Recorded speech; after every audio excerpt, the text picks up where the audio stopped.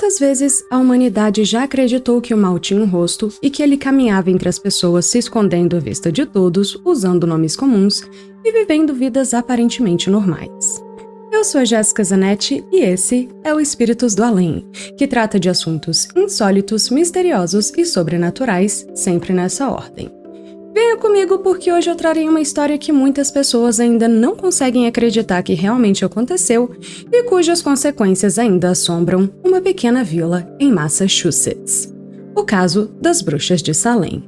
E este episódio foi requisitado pelo nosso ouvinte Colin da Geórgia, nos Estados Unidos, que adora um caso de lenda urbana, com um fundinho de verdade. E esse daqui, gente, é tão assustador quanto muito episódio sobrenatural aqui do canal. Muito obrigada pelo pedido, Colin, espero que você goste desse episódio. E, gente, amanhã é aniversário da minha mãe, então eu também gostaria de dedicar esse episódio a ela, mãe. Muito obrigada pelo apoio, muito obrigada por tudo que você sempre fez por nós, e feliz aniversário. Amo você. E como de praxe, eu também peço que vocês já deixem o seu like aqui e se curtam os nossos vídeos, se inscrevam no canal, ativem o sininho para não perder nenhum conteúdo novo e sigam a gente no Instagram em @Espíritos do Além Podcast para ficar por dentro de tudo o que rola no canal, compartilhar casos e causos e também participar de votações. Mas agora, sem mais delongas, vamos à lenda. Ao longo da história, muitos casos surgiram sobre relatos que dividiram comunidades inteiras, colocando de um lado aqueles que juravam estar diante de algo sobrenatural e do outro os que acreditavam que tudo não passava de exagero, medo ou invenção, porém que no final só se omitiram e deixaram tudo rolar. Porém, existe um episódio específico que marcou profundamente essa divisão. Um caso que na época foi tratado como uma ameaça real e urgente, mas que hoje é amplamente lembrado como um dos momentos mais sombrios da história americana. Mas, para quem viveu aqueles dias, não havia dúvida nenhuma. Algo demoníaco realmente estava acontecendo. E como vocês sabem, eu gosto de começar os nossos episódios insólitos sempre pela lenda. Então, antes de eu falar qualquer coisa sobre os registros históricos, documentos secundários, e explicações que vieram séculos depois desse caso, primeiro, eu acho válido a gente tentar entender o que as pessoas daquela época acreditavam estar vivendo naquele momento, Porque, como muitos de vocês sabem, esse caso levou a uma histeria coletiva com repercussões fatais para muita gente. Por isso, eu vou começar o episódio de hoje contando essa história, primeiro como ela foi sentida, como uma lenda urbana, ou seja, um relato de medo, paranoia e fanatismo desenfreado que resultou na crença de que o mal realmente tinha se infiltrado na pequena vila de Salem. E só depois a gente vai, de fato, falar sobre a veracidade desses fatos. Dexter, qual que é o nome dessa lenda? As Mulheres que Caminhavam à Noite. Salem, Massachusetts, 1692. Dizia-se que no inverno daquele ano, Salem deixou de ser uma vila comum e que algo invisível passou a viver entre as casas de madeira, deslizando pelos campos cobertos de neve e se infiltrando nos lares quando as velas se apagavam. O frio parecia mais profundo e o silêncio da noite mais atento, como se algo estivesse sempre ouvindo até os seus pensamentos mais secretos. Os primeiros avisos foram as perturbações. Crianças começaram a adoecer sem causa aparente. Acordavam gritando no meio da noite, afirmando poderem sentir um peso maligno sobre o peito. Além disso, era comum relatarem que mãos geladas prendiam seus braços durante o sono e que vozes sussurravam promessas e ameaças em línguas que elas não conheciam. Mas o pior é que seus relatos pareciam não se limitar a pesadelos noturnos, porque pela manhã, marcas surgiam por todos os seus corpos como hematomas em forma de dedos e arranhões que ninguém conseguia explicar. Seriam seus pais? As próprias crianças? Ou seria algo mais macabro e secular que estava causando esse mal aos pequeninos? Logo se espalhou o rumor. As bruxas não estavam mais escondidas.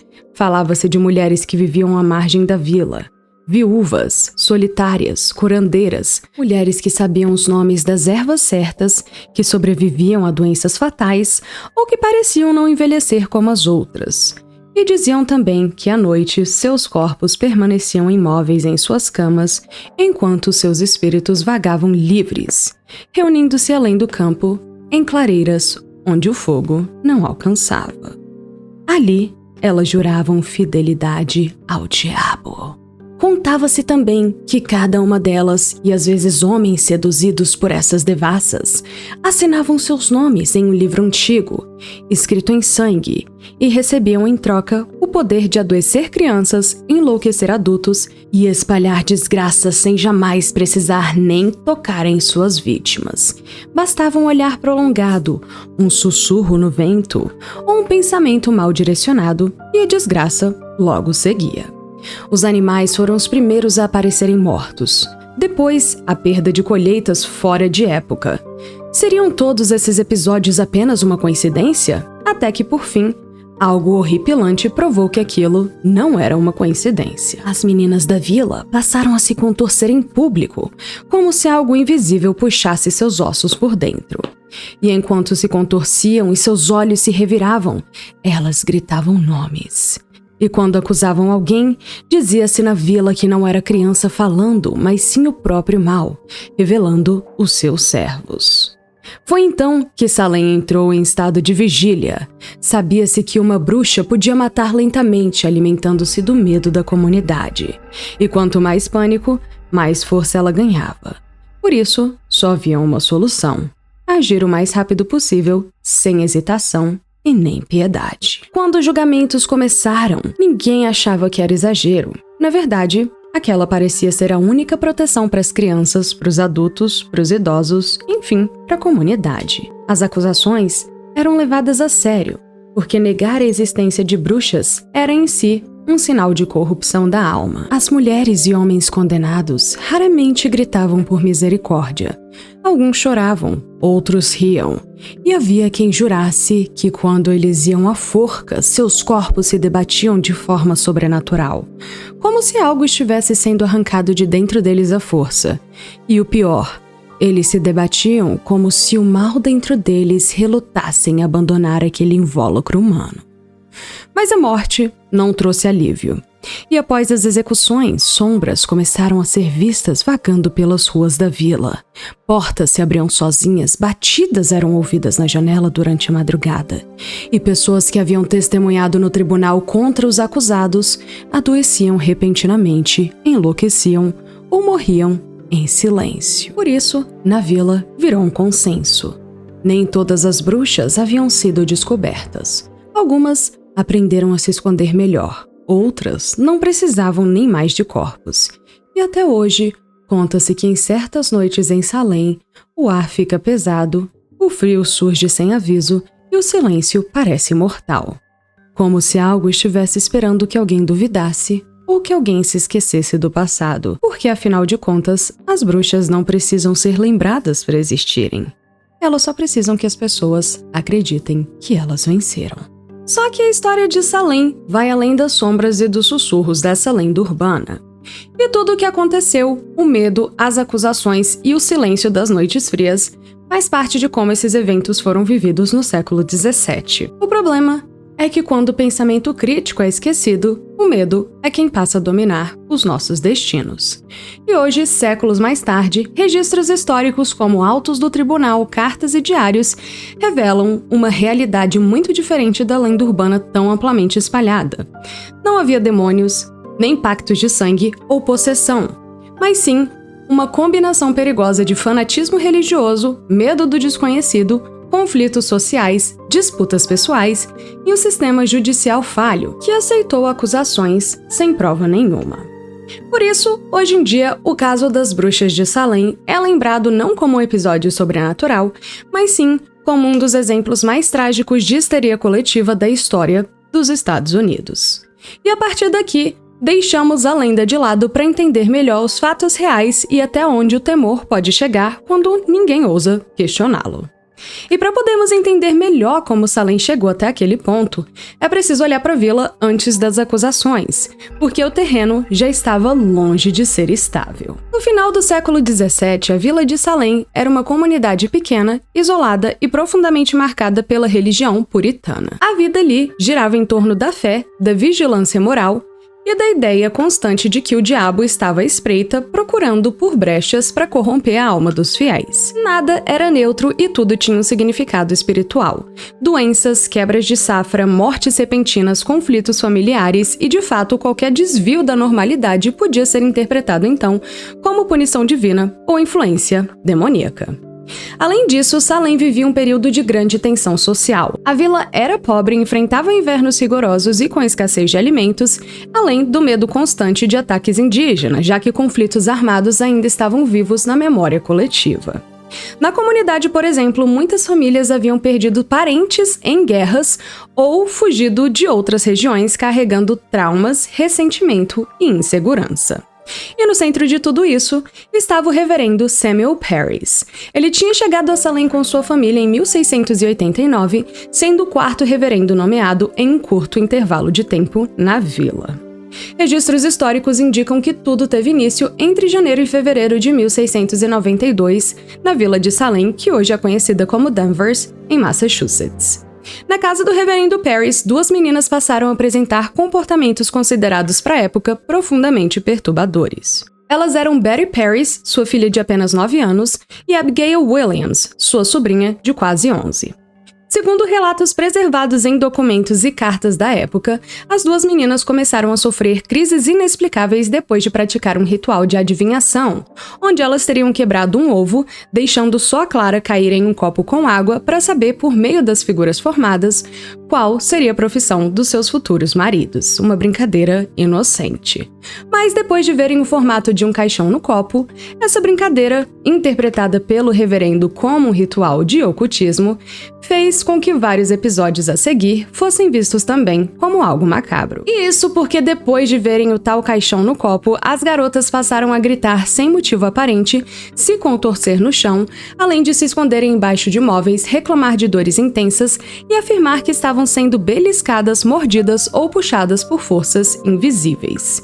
Em alguns momentos, seus corpos assumiam posições consideradas anormais, e em outros, elas paravam de falar, o que podia acontecer por horas ou até dias. E quando elas finalmente voltavam a falar, elas diziam ver criaturas assustadoras, sombras e, coisas que ninguém mais via e nem conseguia enxergar. Só que para uma sociedade puritana profundamente religiosa, aquilo não era apenas uma brincadeira de criança ou algo estranho, mas sim um sinal claro da intervenção sobrenatural. Porém, uma coisa é você acreditar que seus filhos estão possuídos ou que tem um fantasma assombrando sua casa, ou até uma força poltergeist aí na sua vila, Agora, algo completamente diferente é, de fato, condenar pessoas reais por conta do que diziam duas meninas e sem ter nenhuma outra evidência. E bem, o reverendo Parris tentou a princípio lidar com a situação dentro de casa por meio de orações e jejuns. Mas, conforme as semanas foram passando e os sintomas só se intensificaram, as garotas passaram a chamar a atenção da comunidade, fazendo com que ele decidisse então procurar ajuda médica. O responsável por examinar as meninas foi o Dr. William Griggs, um dos poucos médicos da região. E após observá-las, ele declarou que não encontrou coisa nenhuma física ou psicológica que explicasse aquele comportamento. Então, diante da ausência de explicações médicas, chegou-se a uma conclusão que mais tarde ficaria famosa, que as duas primas estavam sofrendo de aflições além da compreensão humana. Em termos práticos, isso significava apenas uma coisa para o Dr. William: bruxaria. E é importante entender que naquele contexto histórico, bruxaria não era algo visto como superstição ou folclore. Bruxaria, na verdade, era considerada um crime real e punível por sentença capital, sendo interpretada como uma aliança direta com Satanás, o maior inimigo da ordem puritana. Além disso, a vila também estava dividida politicamente. Existiam disputas internas por terras, cargos e poder local, e famílias tradicionais brigavam entre si havia anos, sendo que acusações pessoais eram um lugar comum. Ou seja, as pessoas ali tinham inimigos como em qualquer outro lugar. Só que pior, gente? Porque a gente tá falando de uma vila pequena, então a fofoca e o drama rolam mais soltos ainda do que em uma cidade grande. E por conta disso, é válido dizer que o ressentimento silencioso fazia parte do cotidiano dos aldeões. Ou seja, Salem já era uma comunidade fragmentada, desconfiada e emocionalmente exausta. E dentro então desse contexto, qualquer evento fora do comum ganhava proporções gigantescas. Então, quando a Abigail e a Betty começaram a apresentar comportamentos estranhos, aquilo não surgiu só como mais um caso de crianças doentes, mas floresceu em um ambiente que estava saturado de medo, culpa e vigilância constante. Um outro aspecto fundamental que vale muito a pena a gente enfatizar aqui é o papel da mulher naquela sociedade. No século XVII, especialmente entre os puritanos, esperava-se que as mulheres fossem obedientes, silenciosas e submissas, e qualquer atitude fora desse padrão, como questionar autoridades, morar sozinha ou demonstrar qualquer tipo de conhecimento, acabava aí despertando suspeitas. Além disso, acreditava-se que as mulheres eram mais vulneráveis à influência do mal, justamente porque elas eram mais fracas, o que acabava as tornando aí alvos fáceis das acusações. Isso não sou eu dizendo, era o que eles acreditavam, deixando isso bem claro. E agora, vamos falar um pouco mais sobre bruxaria. As origens desse ritual são imprecisas. As primeiras figuras associadas a bruxas eram vistas como pessoas que utilizavam feitiços, dominavam conhecimentos naturais de cura e que recorriam a espíritos em busca de auxílio em comunidades pagãs e pré-cristãs na Europa. Embora o julgamento de Salem seja um dos exemplos de caças bruxas mais bem conhecidos no mundo, eles estiveram longe de ser os primeiros. Na verdade, eles se passaram já no final de uma longa e violenta tradição de caças bruxas que assolou a Europa por séculos. E sem esse contexto histórico da caças bruxas na Europa, gente, Salem dificilmente teria ocorrido. A partir da década de 1430, por exemplo, grandes ondas de perseguição começaram a se espalhar pelo antigo continente, inicialmente na região dos Alpes, avançando então para a Alemanha, França e Grã-Bretanha, até finalmente alcançar as colônias americanas. Ao longo desse período, dezenas de milhares de pessoas foram executadas. A histeria atingiu seu auge entre os séculos XV e XVI, e em pouco tempo os julgamentos se tornaram comuns e a maioria dos acusados era condenada à morte, geralmente por enforcamento ou queima na fogueira, dependendo aí da região e das leis vigentes. Os maiores surtos ocorreram nos territórios que hoje formam a Alemanha, onde cada principado conduzia seus próprios julgamentos, acusando e executando centenas de pessoas. Porém, outros locais também se destacavam como centros de perseguição, como a Escócia, onde estima-se que cerca de 2.000 pessoas tenham sido executadas, um número devastadoramente absurdo, especialmente se a gente considerar a população daquela época na Escócia. E como eu já mencionei aqui antes no canal, no coração dessa histeria estava um livro, Malleus Maleficarium, um manual dedicado à identificação, perseguição e interrogatório de suspeitas bruxas. Escrito por um inquisidor alemão na década de 1480, a obra rapidamente se tornou uma autoridade tanto para católicos quanto para protestantes, algo até então impossível de se acontecer.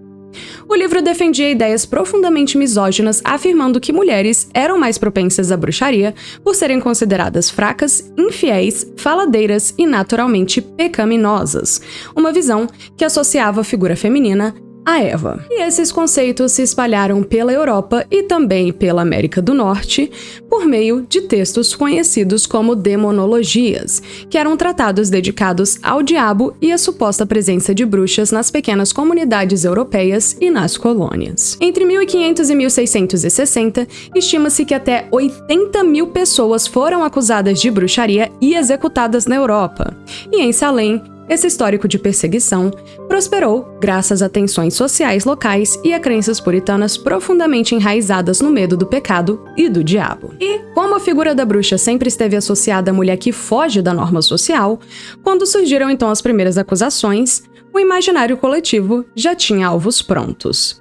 E não era nem necessário criar o medo do zero, porque ele já existia ali, apenas esperando o gatilho para incendiar a vila inteira. Ainda mais dentro da visão religiosa dos puritanos, na qual o mundo era um campo de batalha espiritual constante, onde Deus testava os seus fiéis, enquanto o diabo buscava aliados humanos para corromper comunidades inteiras.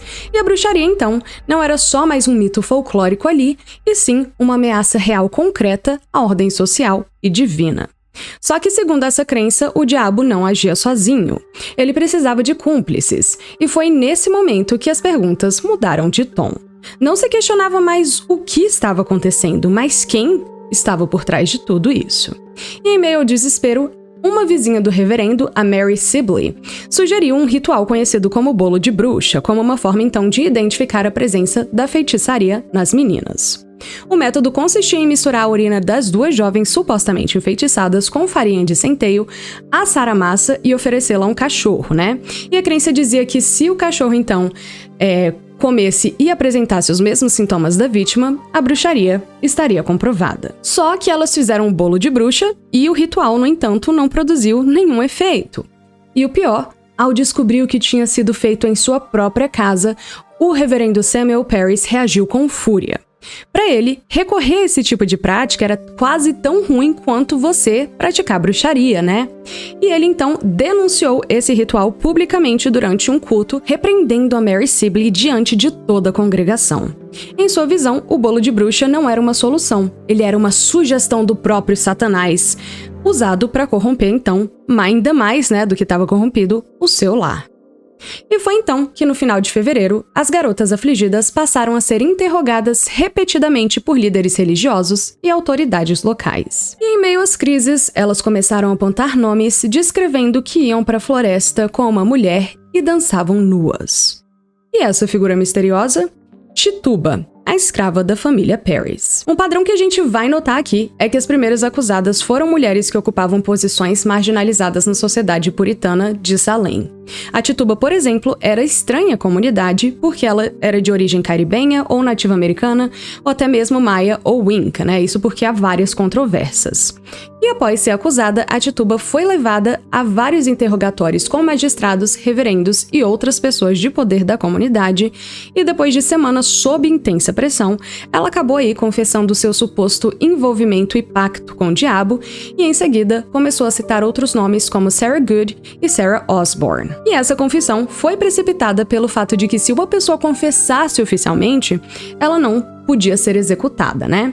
Só que a confissão da Tituba desencadeou uma cadeia de acusações que rapidamente transformou, né, a aldeia toda em um ciclo sem fim de terror. Acho que isso pode ter acontecido talvez pelo fato de que ela disse, né, que tinha mais 9 nomes dentro do livro do Satanás, só que ela só conhecia então as Saras no ritual de acordo com ela. Ou seja, tinham aí, né, gente, 9 bruxas para eles caçarem.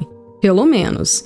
E de novo, cada nova confissão legitimava as anteriores e cada acusada era incentivada a nomear outras pessoas, tipo como se fosse uma delação premiada, só que de mentira nesse caso, né? E isso acabou então aumentando o terror e o desespero daquela comunidade.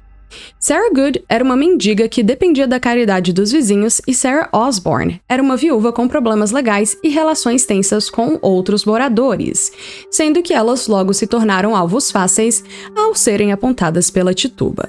Todas essas mulheres novamente compartilhavam um fator em comum. Elas eram vistas como marginais à comunidade de Salem, sendo por isso vulneráveis e, portanto, fáceis de se culpar. Mas algo interessante aconteceu. Após a prisão da Tituba e das duas Saras, a Abigail e a Betty melhoraram temporariamente. Mas enquanto isso, outras crianças da vila também passaram a demonstrar os mesmos sintomas, como Mercy Lewis, Elizabeth Hubbard, Mary Wolcott e Mary Warren. E até uma mulher adulta, a Anne Putnam, também pareceu ser afligida com esse mal. E quando foram interrogadas, essas novas vítimas passaram a dizer que viam figuras conhecidas que as atormentavam durante ataques invisíveis. Infelizmente, esses relatos também foram levados a sério, e mais do que isso, eles foram tratados como provas concretas de um crime. E isso porque, na lógica puritana, acreditava-se que uma vítima só podia ver o espectro de uma pessoa se essa pessoa tivesse, então, entregado sua alma ao Satanás. E assim surgiu o conceito da chamada evidência espectral, que é a ideia de que visões e sensações causadas por espíritos eram indícios legítimos da culpabilidade de uma pessoa. Hoje, isso pode soar, né, ou melhor, deve soar absurdo, mas naquele contexto, esse argumento fazia todo sentido. Um outro fator importante é que o diagnóstico de bruxaria oferecia à comunidade algo essencial, um inimigo identificável para resolver essa situação toda. E assim, o medo difuso ganhava forma, nome e endereço, e o caos passava a ter uma explicação. E quando uma explicação parece dar sentido a um sofrimento coletivo, ela tende a ser aceita sem nenhum questionamento. A partir desse ponto, então, as acusações deixaram de ser apenas sussurros e passaram a circular abertamente. As meninas não eram mais vistas apenas como vítimas, e isso porque elas se tornaram, aos olhos da vila, instrumentos de revelação divina, e duvidar dos seus relatos virou sinônimo de defender o próprio diabo. Assim, o ambiente ficou cada vez mais hostil, já que a linha entre a fé e a paranoia desapareceu, e qualquer comportamento fora do esperado podia agora ser interpretado como um sinal de um pacto maligno. Salem acabava de cruzar, então, um limite, porque ali, agora a bruxaria não era apenas uma crença religiosa longínqua, e sim um diagnóstico oficial. E cada nova aflição reforçava a crença na presença do mal, alimentando um ciclo de medo e histeria coletiva. Em poucas semanas, qualquer suspeita, por menor que fosse, podia acabar resultando na prisão de um novo morador. E o medo passou a funcionar como instrumento de controle social, misturado a antigas rivalidades, disputas familiares e interesses de pessoas a essas acusações.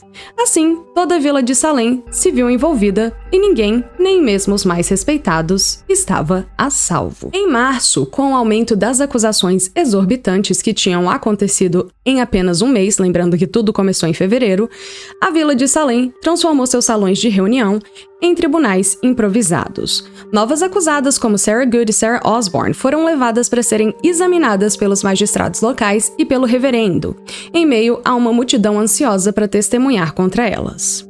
Seus corpos foram averiguados para ver se tinha alguma marca, como marcas de nascença ou então pintas que podiam simbolizar a afiliação delas com Satanás. E os julgamentos eram nada mais do que encenações intimidadoras de poder. Os acusados se viam cercados por vizinhos, amigos e membros da congregação, todos atentos a cada gesto ou palavra, prontos para interpretar qualquer hesitação como prova de culpabilidade.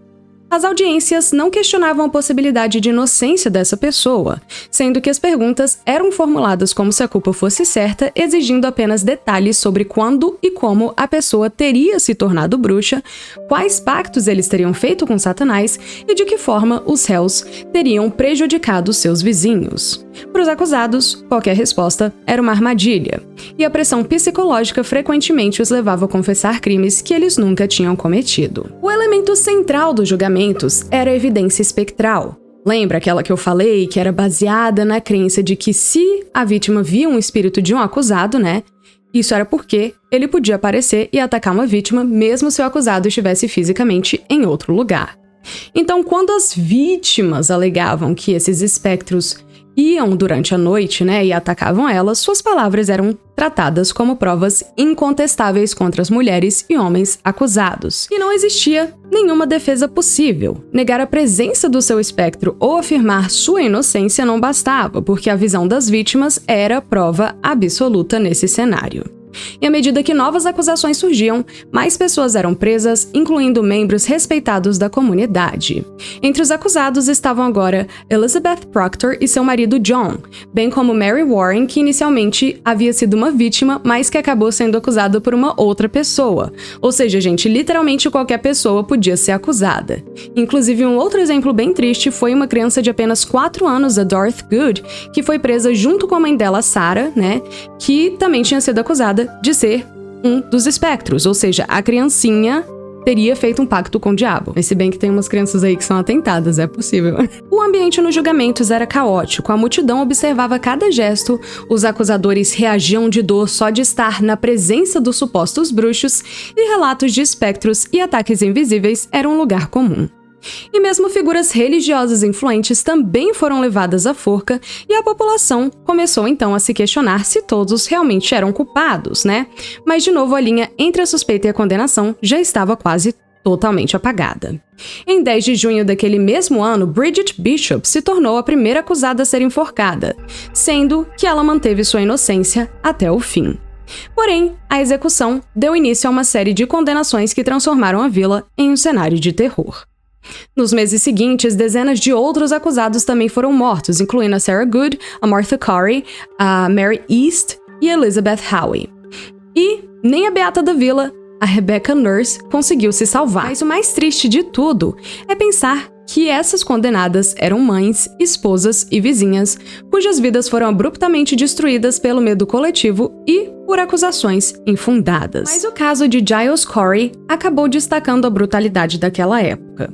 Acusado, mas se recusando a se declarar culpado, ele foi submetido à tortura de pressão por pedra, onde uma tábua pesada foi colocada sobre seu corpo nu e pedras mais pesadas ainda foram colocadas sobre essa tábua, aumentando gradualmente o peso até que ele proferiu suas últimas palavras: mais peso. Corey morreu sob o método impiedoso, tornando-se um símbolo da extrema injustiça que permeava Salem no século XVII.